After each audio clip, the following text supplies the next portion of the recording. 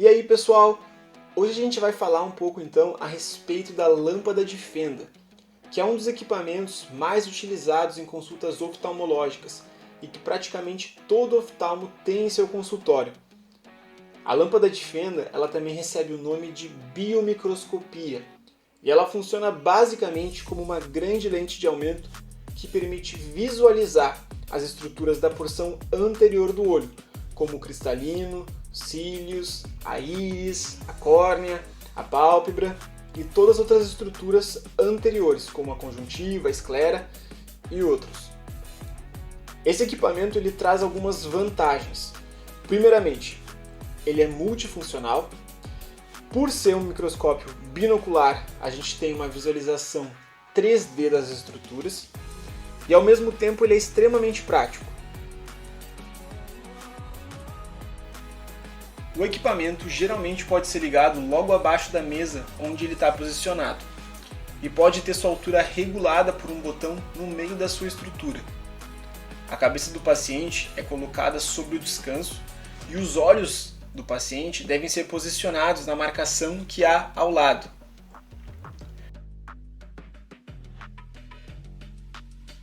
A altura da mesa pode ser ajustada de uma forma que fique confortável tanto para o paciente quanto para o examinador. Podemos trocar a posição do aparelho deslizando ele sobre o seu suporte e para fazer movimentos mais finos enquanto examinamos, a gente pode lançar a mão do joystick.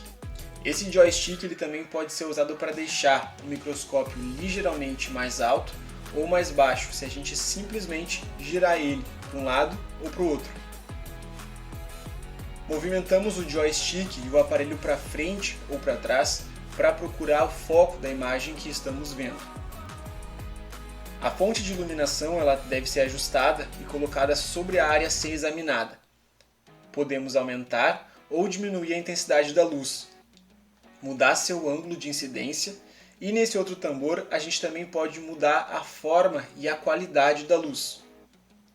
A luz ela pode ser colocada em várias formas e tamanhos, sendo que as mais importantes são a iluminação comum, a em formato de fenda e também a luz azul cobalto, que vai ser usada junto com a fluoresceína mais tarde.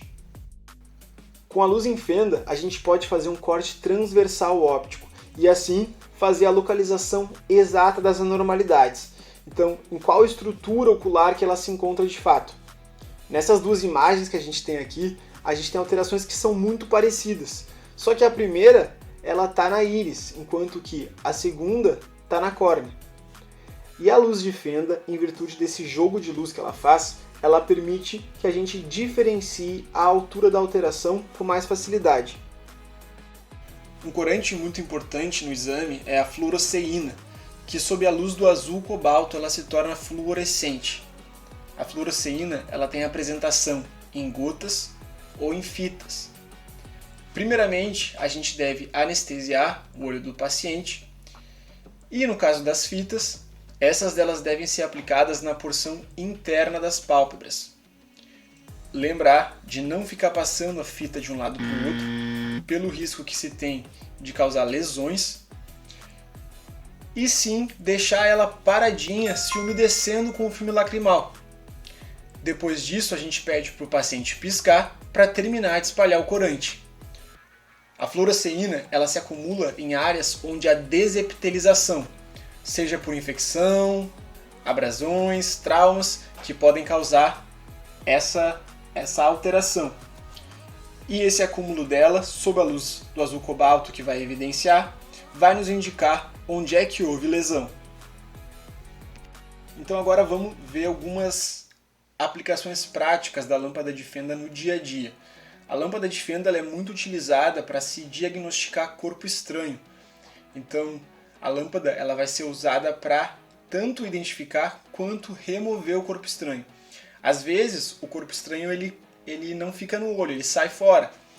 Então, nesse caso, a gente pode passar a fluoresceína para fazer o tirateima e identificar se o corpo ainda está ali. E também o estrago que ele fez na córnea, porque se o corpo ficar passando pela córnea, ele vai causar uma abrasão e ele pode causar sim uma desepitelização. A blefarite, por sua vez, ela é uma infecção bacteriana da pálpebra, e através do aumento que a gente tem com a lâmpada de fenda, a gente pode identificar edema e eliminação de secreção purulenta. O flare, por sua vez, ele é um sinal que está geralmente relacionado com a inflamação. Ele é uma espécie de cortina de fumaça que a gente consegue ver na câmara anterior e que é causada pelo acúmulo de proteínas da inflamação. Então, eu botei essa imagem do carro ao lado porque ele é muito parecido com o efeito que os faróis causam na neblina. A catarata, ela também pode ser identificada na bio. Nós podemos usar ela para diferenciar também os tipos de catarata. Na primeira imagem, então, a gente tem uma opacidade mais periférica, que é a marca da catarata cortical. Já no segundo, a gente pode ver que essa opacidade ela é mais central, indicando mais uma catarata nuclear. Outra alteração que a gente pode ver são as sinéquias anteriores. E o que são? O que causa sinéquias, melhor dizendo? Inflamação. Geralmente por uma uveíte anterior. Essa inflamação ela faz com que a íris literalmente grude no cristalino. Então, quando o olho sofre miose, essas partes coladas elas não retornam junto com o restante das fibras. E isso dá esse aspecto irregular à pupila. Aqui no próximo slide a gente tem a ceratite herpética, que é causada pelo herpes simples. E ela é bem típica, essa lesão, que ela é meio arboriforme, que pode se formar e pode ser evidenciada com o uso da fluoresceína. E por último a gente tem o glaucoma agudo de ângulo fechado, que pode ser suspeitado caso a gente veja na lâmpada de fenda uma câmara rasa. O que é uma câmara rasa? É uma diminuição da câmara anterior, geralmente por conta de um por conta de um abaulamento da pupila, da íris, desculpa. Vocês podem ver a diferença da primeira imagem, que é um olho alterado, em relação à segunda, que é um olho normal. Olhem as distâncias entre os dois feixes de luz. Por que isso acontece? No olho funcionante, o humor aquoso ele flui em direção à câmara anterior e ele é drenado no ângulo irido-corneano. No glaucoma de ângulo fechado, como o nome diz, o ângulo fecha e a drenagem para. E por conta disso, a pressão do olho aumenta. Mas ela aumenta primeiro na câmara posterior. E isso empurra a íris para frente, o que se chama de íris bombê. E consequentemente isso fecha ainda mais o ângulo. No final das contas, a gente tem essa alteração que a gente pode ver, que é a câmara rasa. Então, pessoal, por hoje é só. A nossa aula de lâmpada de fenda fica por aqui. Muito obrigado pela atenção, desculpa qualquer coisa e abraço!